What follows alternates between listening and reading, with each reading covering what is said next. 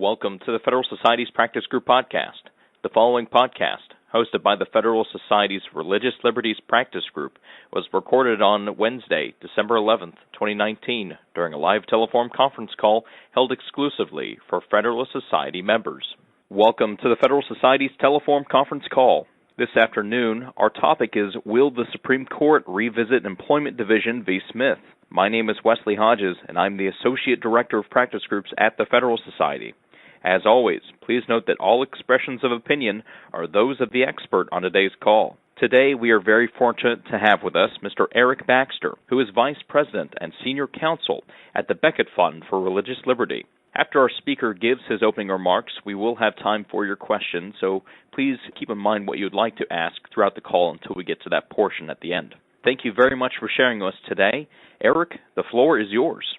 Thank you very much, and thank you for hosting. It's always a privilege to speak to members of the Federalist Society. I'm here today to talk about the case of George Q. Ricks versus State of Idaho Contractors Board, which is now pending before the Supreme Court on petition for certiorari. The case will be conferenced this Friday, so it's very timely to be talking about it. This is a fascinating case on many levels, factually, legally, perhaps most particularly for the opportunity it gives the court to revisit its 1990 interpretation of the Free Exercise Clause in Employment Division versus Smith.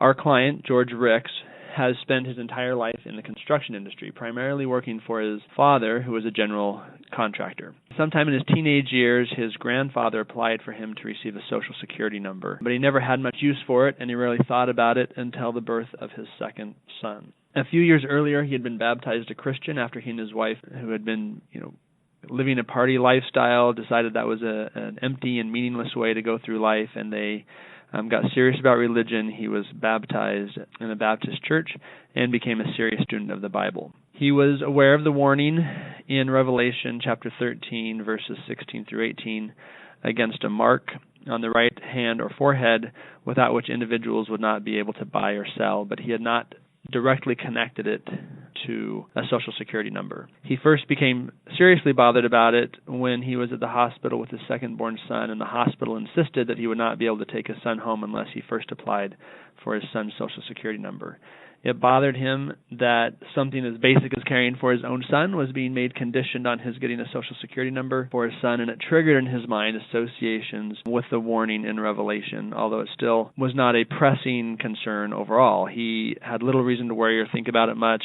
He worked again for his dad. He had little need to use a Social Security number and didn't do a lot of deep thinking about the religious implications of doing so. But in 2008, when he went to work for another contractor in Idaho and was required to give his Social Security number as a condition of employment, he became very concerned because it seemed much closer to what Revelation warns about, in the sense that he was being forced to give the number to buy or sell, in this case, his own labor. He did reluctantly give his number, but commenced seriously studying what was meant by the number in Revelation, and over the years became increasingly convinced that using his Social Security number to buy or sell his labor was at least a precursor to the mark of the beast that was warned about, or sufficiently analogous to it that it was morally wrong. Over the years, his beliefs crystallized, and his conscience eventually weighed so heavily upon him that he went to his employer in 2013 and asked if his Social Security number could be removed from his employment file.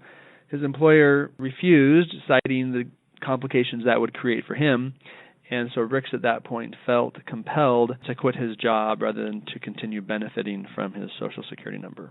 Ricks' employer was not happy to lose him and encouraged him to register with the state as a general contractor and then to come back to work as an independent contractor instead of as an employee.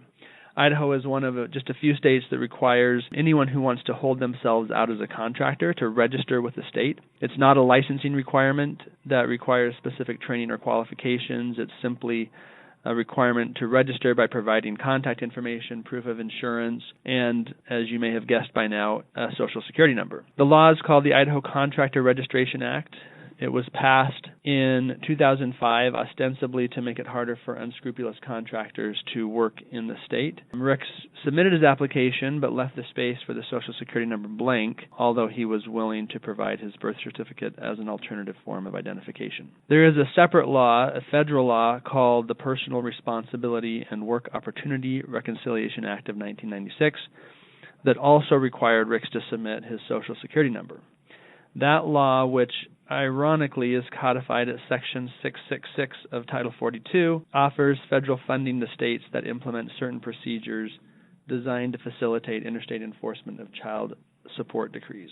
One of those requirements is for states to gather the Social Security number of anyone who applies for any kind of license. That could be a driver's license, hunting license, wedding license, professional license, what have you. The state's just required to collect before issuing any license. And so to receive that federal funding, Idaho passed a separate law to implement this requirement. That law includes an exception for individuals who don't have Social Security numbers. So this could be, for example, immigrants with work permits but no Social Security card.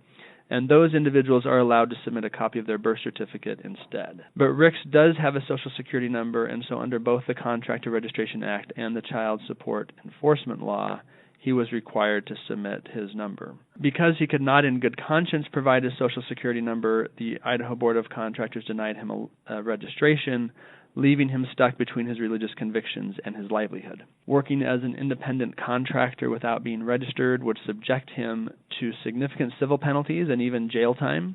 Beyond that, he could not be hired by outside employees in today's environment with all of the tax and other requirements. He couldn't find a job without having to give a Social Security number. And yet, by now, he was firmly convinced providing his number would jeopardize his salvation. So Ricks did what all good Americans do and sued the government for infringing his religious liberty. Prior to the Supreme Court's ruling in Employment Division versus Smith, it seems clear that Ricks would have prevailed. Before Smith, the court's free exercise jurisprudence, as exemplified in cases like Sherbert versus Werner and Wisconsin v. Yoder, held that the government could not substantially burden religious exercise unless it had a compelling government interest that could not be met in a less restrictive way. In a case called Bowen v. Roy, the Supreme Court applied this standard on facts similar to those at issue in Ricks's case. In Roy, the father of a Native American child brought action on the child's behalf, challenging the constitutionality of a requirement that you had to give your Social Security number to participate in the federal food stamp program. The father asserted sincere religious beliefs that obtaining a Social Security number for his daughter would rob her spirit and prevent her from attaining greater spiritual power. Roy is often remembered as a ruling for the government, as a majority of the court did hold that the Free Exercise Clause could not be understood to require the government to conduct its own internal affairs in ways that comport with the religious beliefs of particular citizens. And there's a memorable line from that case where the court concluded that Roy could, quote, no more prevail on his religious objection to the government's use of a Social Security number for his daughter than he could on a sincere religious objection to the size or color of the government's filing cabinets. And that's often what's remembered from the case. But it's also true that a majority of 5 separately acknowledged that the Roys had an independent religious objection to their being forced to cooperate actively with the government by themselves providing their daughter's Social Security number on the benefit applications. And 5 of those justices recognized that the compelling interest test should apply to that claim and that little bird of the snow, that the Roy's daughter, should prevail. And not long after, in Leahy versus District of Columbia in the D.C. Circuit, Justice Ginsburg, then Judge Ginsburg, reversed a district court ruling that dismissed a claim for a religious exemption from a Social Security number requirement for getting a driver's license. She relied on the 5 justices in Roy who had accepted Little Bird of the Snow's individual claim not to have to provide her Social Security number and remanded the case back to the district court for application of strict scrutiny. And in that case, the plaintiff ended up winning via settlement and a consent decree that enjoined the District of Columbia from denying him a driver's license on account of his failure to provide his Social Security number. So we can see that prior to Smith, Ricks's claim had a significant likelihood of success. Employment Division versus Smith changed that. As I mentioned, the Free Exercise Clause previously had been understood as granting a substantive right to exercise religion and for an accommodation against government burdens on religion absent a compelling government interest that could not be satisfied in some less restrictive way. Instead, Smith held that the Free Exercise Clause only protected against discrimination. The government could not target religion for disparate treatment, either intentionally or in effect, but following Smith, the Free Exercise Clause would not provide any protection against neutral and generally applicable laws, even if such laws effectively barred someone's religious exercise. This ruling caught pretty much everyone by surprise. Both parties had briefed the case under the compelling government interest standard. No one had argued for getting rid of that test. And so it was contrary to standard procedures that the court announced its new interpretation of the free exercise clause without any briefing or arguments from the parties or the amici. And the 5-4 decision was very controversial. Civil rights advocates across the political spectrum were nearly unanimous that Smith was wrong and dangerous, especially for minority religious believers. Scalia himself in the decision acknowledged minority groups would be hardest hit, suggesting that people had to go to Congress to get religious exemptions, but noting almost with a shrug that the fact that minorities would be less able to get legislative exemptions was an inevitable result of our constitutional democracy. Opposition to Smith was so fierce that just a few years later, Congress reinstated the pre-Smith standard via the Religious Freedom Restoration Act, or RFRA, which was passed unanimously in the House, 97-3 in the Senate, with one Republican, one Democrat, and one independent opposing, and then signed into law by President Clinton. And then after the Supreme Court struck down RFRA as it applied against the states in City of Bernie versus Flores, over 21 states passed their own RFRAs to reinstate the pre-Smith protection at the state level, and another dozen or so states have construed their own state free exercise provisions as also providing heightened protection. Smith is still highly controversial. It's really not consistent or explainable by the text, and the court made no effort to connect it to the text. In Smith, the plaintiff in that case used peyote as a religious sacrament. The court acknowledged that his use of peyote was the exercise of religion, and it was undeniable that his religious exercise was prohibited by the law. So, as a textual matter, there seemed to be a strong case that would favor the plaintiffs in that case, and the court made no effort to explain how it otherwise understood the text. And in fact, in kind of getting rid of the compelling government interest standards, Scalia wrote that, didn't say that it was inconsistent with the text, he just said he didn't think that the words must be given that meaning that would require the higher standard of scrutiny.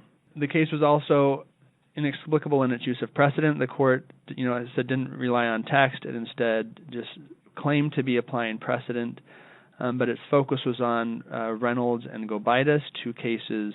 Reynolds, the early 19th century case involving Mormon polygamy, which held that the free exercise clause only protected belief and not conduct, an analysis that has since been completely rejected.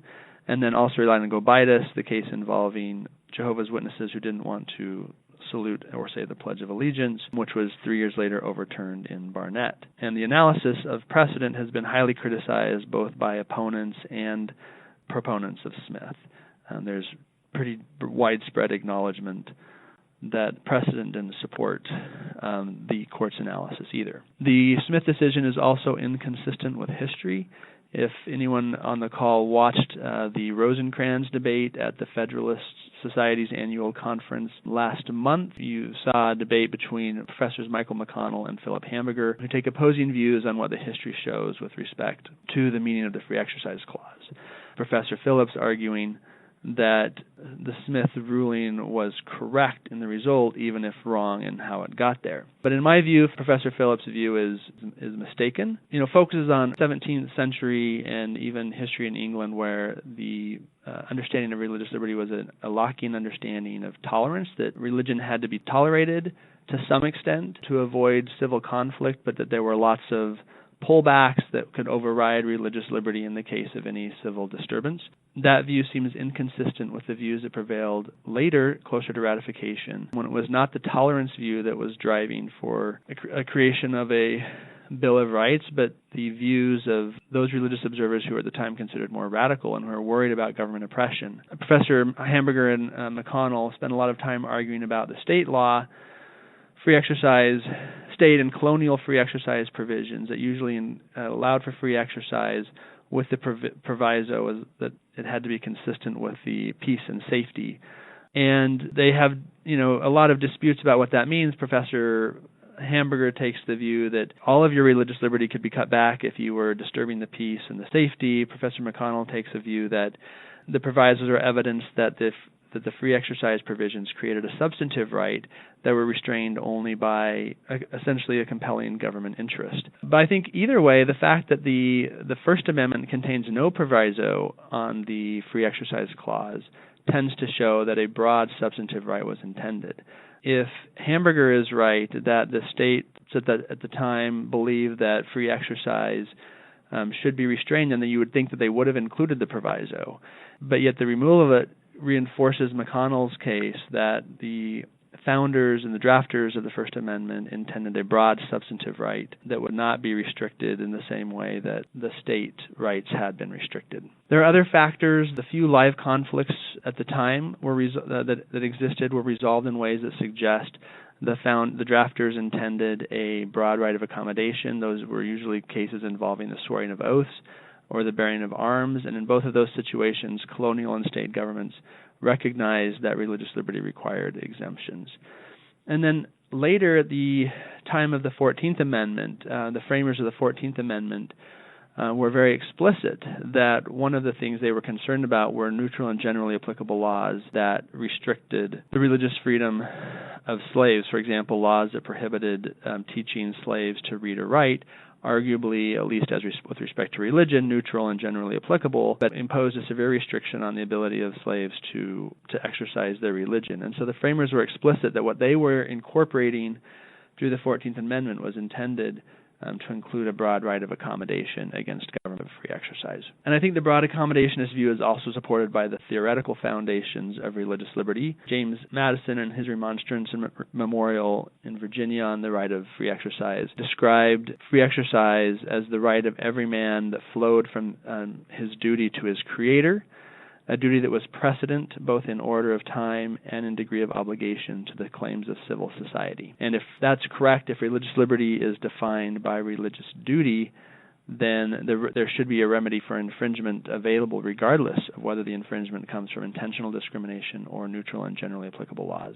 Also, in the framers' mind was still very fresh the conflicts between Catholics and Protestants and the extensive bloodshed in Europe that had occurred in the centuries before, and the understanding that religious believers were unlikely to give up their religion without a fuss, and so they would not go away quietly, and even if they did, that would be no less a suppression of their free exercise. And so wanting to avoid that, it makes sense that the founders were seeking to find ways to accommodate religious belief whenever they could. So regardless of who is right on all these arguments, the court never considered any of them. Because it revised the free exercise standard without notifying the parties or getting briefing, none of these issues were addressed. The court purported to apply its prior precedent in ways, as I've already indicated, that have been widely repudiated, but never talking about the text, the history, or the theory behind the free exercise clause. So this case presents an excellent opportunity for the Supreme Court to reconsider the free exercise clause and actually pay attention to what the Constitution means through its text, through its history, and through the philosophies that were underlying the enactment of the First Amendment. The court seems to recognize that it's time to revisit Smith. In the Coach Kennedy case, Kennedy versus Bremerton County School District, which involved the football coach who would go pray at the 50-yard line after every game and was terminated from his employment, he brought free exercise, free speech, and Title VII claims, lost on his free speech claims, and those ended up going before the court. The court denied review, but Justice Alito, joined by Justices Thomas, Gorsuch, and Kavanaugh, wrote a dissent from the denial of cert, noting that there were other free exercise and Title VII claims that could potentially come up at a later time. And in that opinion, they stated, we note that Coach Kennedy may not have raised these claims because of certain decisions like Smith that drastically cut back on religious liberty, and suggested that perhaps it is time that they only were not taking the case because nobody had asked them to revisit Smith. So this case is, again, an excellent opportunity for the court to take another look at Employment Division versus Smith and actually apply the principles that it normally would in construing our constitutional rights, including the text, understanding the meaning of the text, the history, and the philosophy that led to the enactment. of the free exercise clause. The court will consider the matter this Friday. This will be their first time actually considering the petition, and often they take one or two conferences. The next conference after this Friday is in January, on January 10th. So we're hopeful that sometime between this Friday and mid-January, we'll hear that the court has decided to grant review in this case. And with that, I will take questions from any of the listeners. Thank you so much, Eric, for that excellent presentation. Here's our first caller of the day.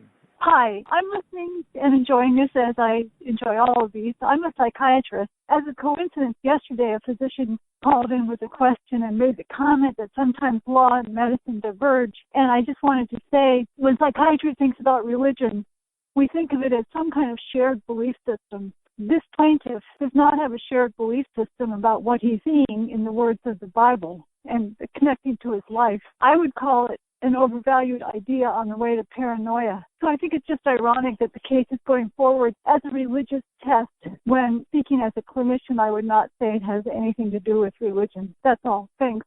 Yeah, that's very interesting. Thank you for mentioning that. In the law, it's true there's significant deference given to someone's religious beliefs, whether they're part of an organized religious group or not. Now, George Ricks is not alone in his belief. There are actually a lot of cases across the country that raise similar beliefs. I mentioned two of them, the Bowen v. Roy and Leahy cases, in both instances of which the plaintiff prevailed. But it makes sense that the court isn't really going to it doesn't look so much as to how widely shared the belief is, but whether it's actually sincerely held. And so the court could look at whether someone's sincere in their belief, whether they actually believe the tenets that they profess and act in accordance with them. And in this case, for example, the state of Idaho never contested Mr. Ricks's sincerity, which was clearly demonstrated by the fact that he gave up his job for it. He's in a financially difficult situation because he is living in accordance with his beliefs. He's formally, attempted to formally renounce his Social Security benefits. And so the court will give deference to those religious beliefs, as long as an individual is sincere, regardless of whether they are in a larger group or not.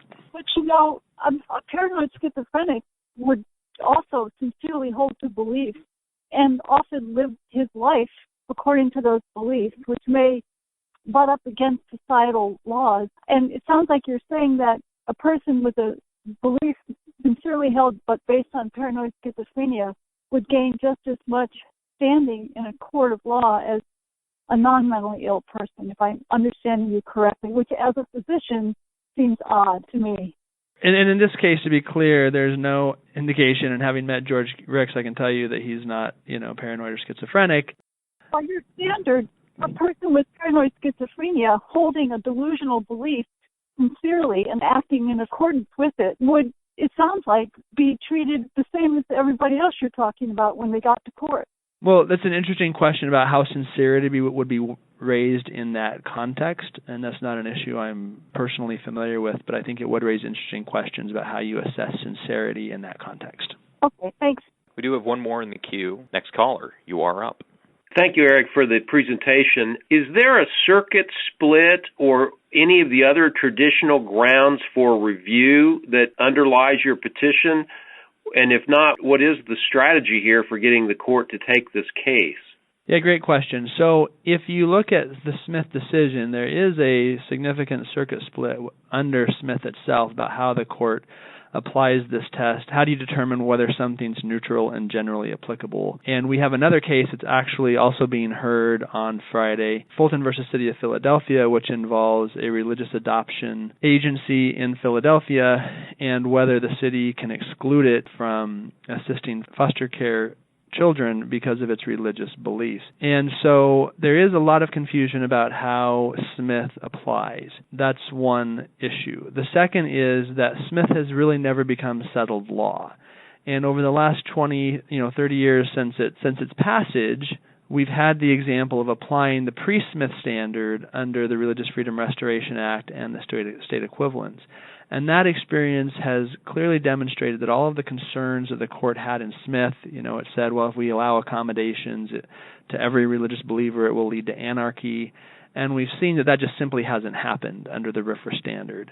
The scholarship is pretty unified in that the analysis of Smith is is simply untenable. It can't be supported. It has not withstood the test of time. And then the fact that 4 justices have indicated that they're willing to revisit Smith, we think that those create an environment for the court to really reconsider and actually look at the standard for applying the free exercise clause in the way that it should have in the beginning. If you don't mind a follow-up, what are your adversaries saying in response to the question of whether the court should take this case? So, the state of Idaho did file its opposition brief. Its arguments were basically that Smith was right. It cited the same cases that Gobitis and Reynolds that the Supreme Court relied upon, basically repeated the same arguments that were in Smith almost as an ipsa dixit to say, Smith was right. They made the argument that Scalia defended Smith to his death, and therefore the court should be faithful to it. And in short, their arguments were pretty weak. They did make some vehicle arguments, arguing that, maybe this is not the right case for the court to reconsider Smith. Professor Oleski, he believes partially in the result of Smith, has kind of a nuanced decision, but, he tweeted afterward that Beckett could thank the state of Idaho for the bio that they filed. But I don't say that to blame Idaho. I just think really there is a weak case for Smith. And there's a strong argument that the court got it wrong, that its analysis is not supported by logic, by history, by the text of the First Amendment.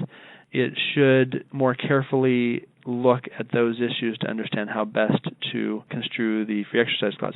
Even if the court were to reach a different outcome than what I'm proposing, it should at least do so having actually considered the text, the history, and the theoretical underpinnings of the First Amendment. Understood. Thank you. We do have 2 more questions in the queue. Here's our next caller. Hi, Roman Gallus, lawyer out in Philadelphia, listening in. Thanks for the talk, and thanks for the good work you guys do at Beckett. You guys are on the forefront of things that certainly I believe in, and it's good to see folks working for that and defending folks who are being oppressed. Religious freedom of conscience seems to really be under attack these days, and I'm just taking the floor just a little bit as a preface. It's funny when you hear folks float out there the notion, well, how can anybody support a president, for example, who's so immoral in his own life? It's because the other side, whether they're personally immoral or not, they want to, come at you for your religious views and or conscientious views and try to suppress those. So if it's a choice between a man who's immoral versus a person who's going to come at your morality, I think it's a pretty clear choice for a lot of people in this country. So it's kind of with that my question is prefaced. So if the goal is ideally to change Smith or roll back Smith, however you want to call it, is this the best test case for it? The psychiatrist brought up some good points, as far as potential weaknesses that this client and or his position might have legally and or just persuasively on the papers.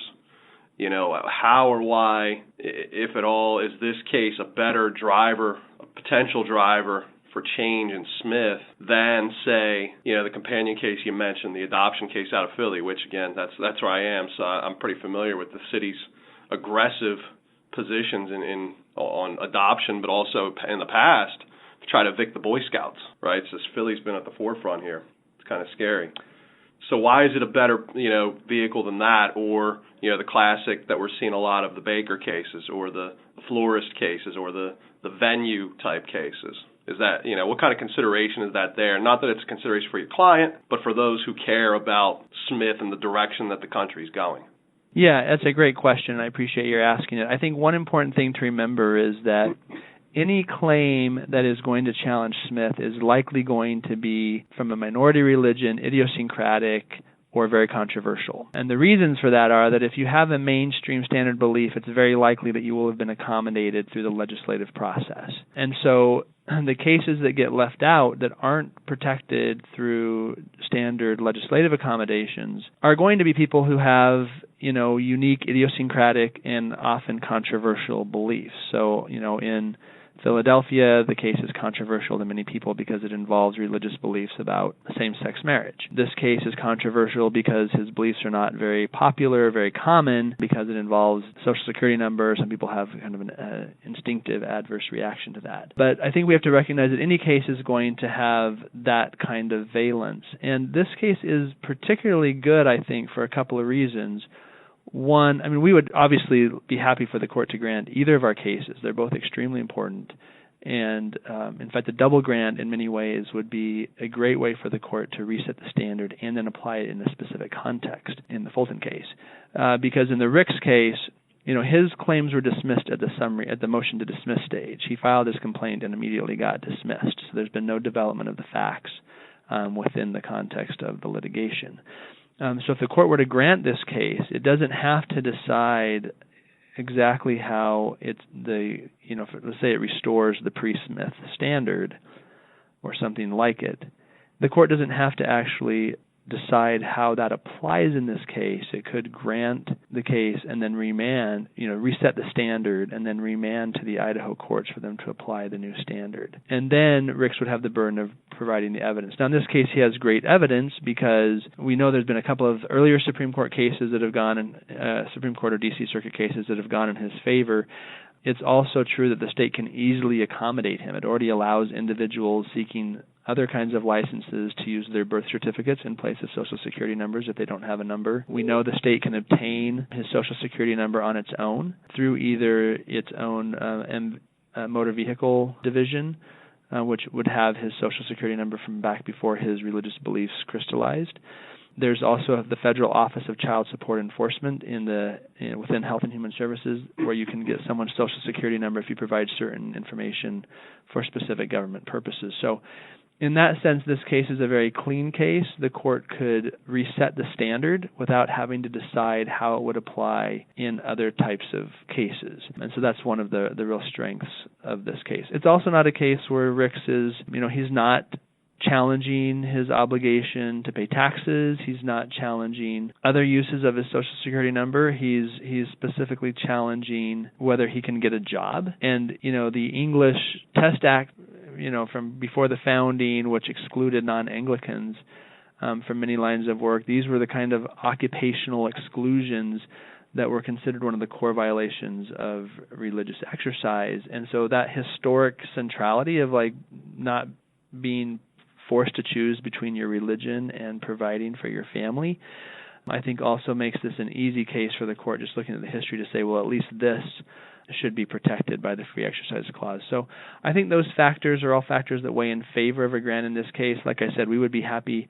There are also a number of significant factors that favor the grant in our City of Philadelphia, Fulton versus City of Philadelphia case, and we would hope that the court would grant both cases and get the benefit of the nuances that would come out through addressing those. Makes sense. If I could just react to that, without seeing any of the papers and knowing other than what I read in introing this call and then being a part of the call, it's just, I guess, from a gut level, it just seems that being asked to speak or type a number that's been provided to you is a much less of a burden than, say, being compelled to write a message on a cake or build or bake a cake for something that you don't want. I guess I struggle a little bit with that just reflexively, it doesn't seem like the burdens are in any way analogous, or in your Philadelphia case, forcing, an organization to put children into familial units with which they so fundamentally disagree. It just seems that there's a different burden there, I guess, and I'm not sure what to even, what you can even do about that, but I guess that's just my reaction. Well, and the challenge with that argument is that those are the same arguments that are made in the Philadelphia case. It was made in the Little Sisters of the Poor case. All you're doing is writing a notice. All you're doing is, signing someone's paper. And so the court really can't assess, which of these have true religious value and which don't without really getting into core violations of the Establishment Clause. The court is not capable, really, of making those kinds of religious judgments. And so, I don't think we want to get in the business, and the court's held pretty clearly in the Hobby Lobby and Little Sisters cases that it doesn't want to get in the difference of parsing through which religious beliefs have more value or weight, because that obviously depends from person to person which they think is more burdensome or which belief they think is more important. We do have two more questions in the queue. Here's our next caller. Hi, I'm one of the lawyers who's been involved in the Sweet Cakes by Melissa case from Oregon since the very beginning, so I've been on the receiving end of Smith. I was just curious if the court takes the case, whether they would revert to the Sherbert standard or they would try and figure out some sort of intermediate place. And secondly, whether you think they'll address the hybrid rights argument. So yes, I think that reverting to something like the pre-Smith standard makes a lot of sense, especially since we've had experience with it for about 26 years now under RFRA and the state mini RFRAs or baby RFRAs. So it seems like, and we've had really good results with those cases. A lot of religious minorities have been able to exercise their religion, Sikhs able to serve in the military with their beards and turbans, Native American children allowed to get exemptions from, hair grooming policies at public schools, minority prisoners allowed to get, religiously compliant meals and so forth. All of these things really show us at our best for who we are as Americans and what we really hold most dear. It's hardly been a harbinger of anarchy that Smith seemed to be concerned about, and the courts also haven't been overwhelmed with cases, which Scalia seemed to be concerned about. They don't overwhelm the dockets. The empirical studies of the growth of RFRA cases there's no really overwhelming in any sense of the dockets with RFRA cases. Most RFRA cases still don't win. Most people who benefit from them are religious minorities, and so I think that it makes a lot of sense for the court to go back to the pre-RFRA standard. We would argue against a kind of halfway standard in other contexts like speech, freedom of expressive association. The court consistently applies heightened scrutiny and consistently grants exceptions via as-applied challenges where, individual plaintiffs are granted exemptions from legal requirements. So for consistency, it makes sense for the court to return to something like the pre-Smith standard. As for the hybrid rights, I would hope that just with reverting to the standard, the earlier standard, the hybrid rights doctrine would just disappear. Nobody has caught on. I think there are a handful of district court cases that have applied the hybrid rights to protect religious exercise, but most courts have openly scoffed at it, said that it makes no sense to say that, religious exercise alone is not protectable, but if it has a free speech element or a parental rights element, then it suddenly becomes protectable. Of course, free exercise is independently protectable. That was the point of the free exercise clause in the First Amendment. So hopefully the hybrid rights doctrine would just fade away with a corrected Smith standard. Just one person left in the queue. Here is our next caller. Hello. I was wondering if someone like your client was part of or affiliated with an organized religion that disagreed with, or at least didn't agree with, his idiosyncratic beliefs, how would that affect the court's view of his sincerity? It doesn't matter. The courts in the past held it doesn't matter if you have a slightly different view than the church to which you belong, or even a radically different view. You're not bound by what the denomination that you choose to association with believes. The court will look individually at your belief and the factors of, how how long you've held the belief, how you've responded to the belief in the sense of how you've made life choices, those kinds of factors that would demonstrate a plaintiff's sincerity and not what the broader denomination might believe. Eric, I guess I turn the mic back to you. Do you have any closing thoughts for us? Anything you'd like to dive into for more detail? Yeah, thanks for the time. Again, I would just emphasize that Smith is long overdue for revisiting, and the Supreme Court seems to have acknowledged that. The Ricks case presents an excellent opportunity for the court to really delve into what the text, the history, and the theoretical underpinnings of the First Amendment are. As one of the commenters suggested earlier, religious exercise has become much more in focus, and in some respects, more subject as the government reach has expanded. There are more ways in which government, even neutral and generally applicable laws, will conflict with religion. And so this is an extremely important time for the court to clarify what the real standard is under the Free Exercise Clause. It had established a compelling government interest test, which is consistent with text and history. It veered away from that in Smith, but Congress, the states and the American people have largely rejected that. And it's time for the court to take a more serious look at what the text history and theory behind the Free Exercise Clause really mean. And we hope that sometime in the next month we'll hear that the court is going to do that. So thank you very much. Wonderful. Well, thank you, Eric, for such an excellent presentation. On behalf of the Federalist Society, I'd like to thank you, Eric, for the benefit of your valuable time and expertise. We welcome all listener feedback by email at info@fedsoc.org. Thank you all for joining us.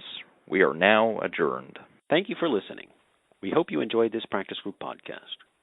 For materials related to this podcast and other Federalist Society multimedia, please visit the Federalist Society's website at fedsoc.org/multimedia.